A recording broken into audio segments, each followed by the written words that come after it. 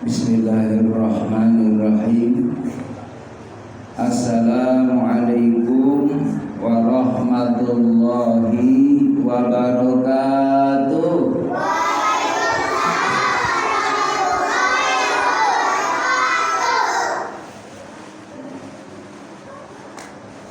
Bismillah, alhamdulillah, wassalatu wassalamu ala rasulillah Muhammad ibn Abdillah wa la hawla wa la quwwata illa billah. Asyhadu an la ilaha illallah wa asyhadu anna Muhammadan abduhu wa rasuluh. Allahumma salli wa sallim ala sayyidina Muhammad wa ala alihi wa sahbihi ajma'in. Qala Allah ta'ala fi kitabihil karim, Bismillahirrahmanirrahim. Ya ayyuhalladzina amanu kutiba alaikumus shiyam kama kutiba alal ladzina min qablikum la'allakum tattaqun. Wa qala an-nabi sallallahu alaihi wasallam lis-shaimin farhatun 'inda fitri wa farhatun 'inda liqa'i rabbi. Sadaqallah sadaqa Rasulillah sallallahu alaihi wasallam. Allahumma innaka 'afuwun tuhibbul 'afwa fa'fu 'anni ya karim. Hadirin wal hadirat, jamaah yang dimuliakan oleh Allah Subhanahu wa taala. Bersyukur kepada Allah, alhamdulillah kita masih diberikan nikmat iman, nikmat Islam, nikmat ihsan, nikmat sihat wal afiyah, sehingga kita pada hari ini bisa melaksanakan ibadah saum, ibadah puasa hari yang ke-10. Mudah-mudahan segala amal ibadah kita diterima oleh Allah Subhanahu wa ta'ala. Salawat dan salam semoga terlimpah curahkan kepada Nabi Muhammad sallallahu alaihi wasallam. Beliau sebagai uswah, sebagai qudwah hasanah, suri teladan yang baik, yang mencontohkan di dalam kehidupan mengenai tentang akidah, ibadah dan muamalah. Beliau Nabi Muhammad begitu sayang kepada kita sebagai umatnya, agar jangan sampai umatnya beliau satu pun berada dalam nerakanya Allah. Oleh karenanya beliau berjuang siang dan malam, mengajak para sahabat saat itu. Begitupun beliau berdoa siang dan malam agar umatnya mendapatkan hidayah dari Allah Subhanahu wa ta'ala. Hadirin jamaah yang dimuliakan oleh Allah Subhanahu wa ta'ala, pada hari yang ke-10 ini tentunya disampaikan oleh Nabi Muhammad bahwa Ramadan awalur rahmah. 10 awal Ramadan berisikan rahmatnya Allah. Hari ini nanti pas maghrib berarti akan berganti pada fase yang kedua, 10 pertengahan di bulan Ramadan. Wa awsatuhu maghfirah, berisikan ampunan dari Allah Subhanahu wa ta'ala. Mudah-mudahan 10 awal Ramadan kita termasuk orang yang dirahmati Allah, mendapatkan kasih sayang Allah Subhanahu wa ta'ala. Di dalam surat Fatihah bahwa pertama kali dijelaskan oleh Allah Subhanahu wa taala, dan ini merupakan min ayatil Fatihah, yaitu kalimat Bismillahirrahmanirrahim, dengan menyebut nama Allah yang Maha Pengasih lagi Maha Penyayang. Ar-Rahman, yang Maha Pengasih. Ini adalah tak pilih kasih. Semuanya dikasih oleh Allah Subhanahu wa taala, baik itu yang beriman ataupun yang ingkar kepada Allah.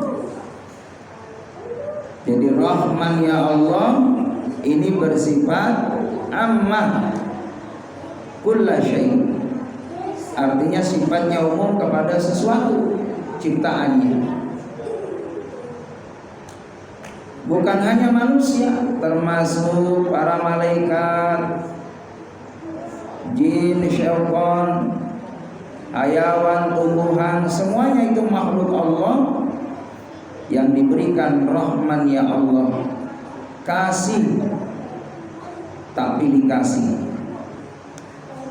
Orang yang beribadah kepada Allah dikasih rezeki oleh Allah.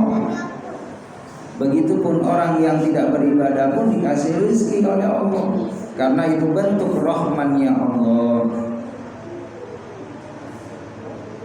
Maka yang kedua ada rahim. Rahim itu namanya bermakna sayangnya Allah.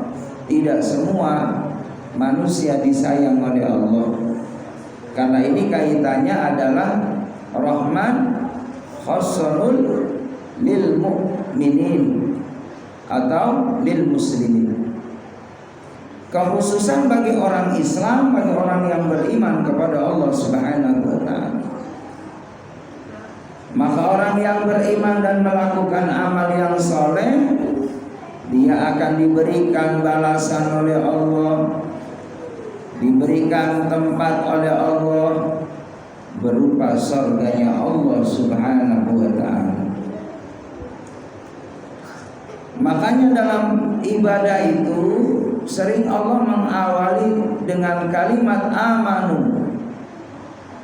Seperti orang yang berpuasa, ya ayyuhalladzina amanu. Begitupun perintah tentang taubat, ya ayyuhalladzina amanu tubu ilallah. Taubatlah kamu kepada Allah. Ya ayyuhalladzina amanu taqullah, wahai orang yang beriman, takwalah kamu kepada Allah. Jadi orang yang beriman itu spesial di sisi Allah. Makanya perintah dalam ibadah itu diawali dengan iman. Alladzina yu'minuna bil ghaibi wa yuqimunas shalah. Orang yang beriman kepada Allah diperintahkan untuk menegakkan sholat. Kalau perintah hajinya walillahi ala nas, karena Allah berarti iman kepada Allah. Diwajibkan kepada manusia hajjul baiti, melaksanakan ibadah haji. Jadi dasarnya adalah iman kepada Allah, karena orang yang beriman itu mudah diatur oleh Allah. Orang yang beriman mudah untuk puasa, untuk haji, ya. Begitupun untuk menjadi hamba Allah yang bertakwa, untuk melaksanakan ibadah puasa, untuk berjuang di jalan Allah, berjihad fisabilillah. Orang yang beriman itu mudah diatur oleh Allah. Makanya orang yang beriman selalu sami'na wa ata'na, kami dengar, kami taat. Beda dengan orang yang tidak beriman, sami'na wa asaina, beriman tapi dia membangkang, tidak mau mentaati Allah. Hadirin jamaah yang dimuliakan oleh Allah Subhanahu wa taala, kaitan dengan amaliyah puasa di bulan Ramadan, bagaimana Allah Subhanahu wa taala jelaskan, kalau doa kita pengen dikabul oleh Allah, permohonan kita pengen diijabah oleh Allah, maka ada beberapa syarat yang harus dipenuhi. Di dalam Al-Qur'anul Karim surah Al-Baqarah ayat 186, wa idza sa'alaka ibadi anni fa inni qarib. Apabila bertanya kepadamu Muhammad, hambaku, anni fa inni qarib, tentang aku, katakan sesungguhnya Allah itu dekat. Jadi Allah enggak jauh, Allah itu dekat, bahkan lebih dekat daripada urat nadi kita. Kalau kita ingin segala hajatnya dikabul oleh Allah, segala permintaannya didengar oleh Allah, diijabahi oleh Allah, yakini bahwa ini qarib, Allah itu dekat kata Allah. Makanya kalau merasa bahwa Allah itu dekat, tidak ada aktivitas apapun kecuali kita merasa diawasi oleh Allah. Kebersamaan kita dengan Allah, maka kita pun tidak berani berbuat dosa, berbuat maksiat kepada Allah, kecuali kita senantiasa terus menerus hidup kita ini terarah, teratur, mengikuti daripada aturan Allah Subhanahu wa ta'ala. Merasa bahwa Allah Subhanahu wa ta'ala itu dekat, maka kita pun banyak-banyak beribadah kepada Allah Subhanahu wa ta'ala supaya kita disayang oleh Allah. Bulan Ramadan adalah bulan training bagaimana kita membiasakan melakukan amal-amal kebaikan, membiasakan membaca Al-Quran, tadarus Al-Quran, membiasakan kita sholat berjamaah, membiasakan kita bersedekah, membiasakan kita silaturahim, membiasakan kita berbagi dengan sesama. Alhamdulillah kita setiap Sabtu diadakan berbuka puasa bersama, ya, agar kita terbiasa berbagi nikmat di bulan Ramadan. Apalagi kata Nabi, barang siapa yang menyediakan untuk orang yang berbuka puasa, maka pahalanya sama dengan orang yang berpuasa. Hadirin jamaah yang dimuliakan oleh Allah Subhanahu wa ta'ala, apa syaratnya supaya dikabul doanya oleh Allah? Ujibu da'watad da'i idza da'an, penuhi apa yang menjadi kewajiban kita kepada Allah Subhanahu wa ta'ala. Jadi kalau kita pengen doanya dikabul, penuhi apa yang menjadi kewajiban kita sebagai manusia. Sholatnya dipenuhi, saumnya dipenuhi. Begitupun amal-amal saleh yang lainnya. Hubungan dengan orang tua baik, dengan mertua baik, dengan sesama baik. Maka insya Allah kalau kita sudah melaksanakan perintah Allah, menjauhi apa yang dilarang oleh Allah, maka doa kita akan dikabul oleh Allah. Falyastajibu li, begitupun kita senantiasa memenuhi daripada aturan Allah Subhanahu wa ta'ala. Jangan pernah kita menolak, jangan pernah kita berpaling dari aturan Allah Subhanahu wa ta'ala. Maka insya Allah kalau kita ibadahnya baik, maka kita pun akan dipenuhi segala hajat kita kepada Allah Subhanahu wa ta'ala.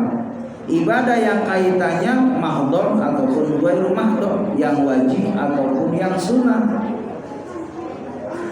Kalau kita sholat bukan hanya yang fardu, tapi bagaimana yang sunnah juga kita hidupkan, rawatibnya, qobliyah, ba'diyahnya.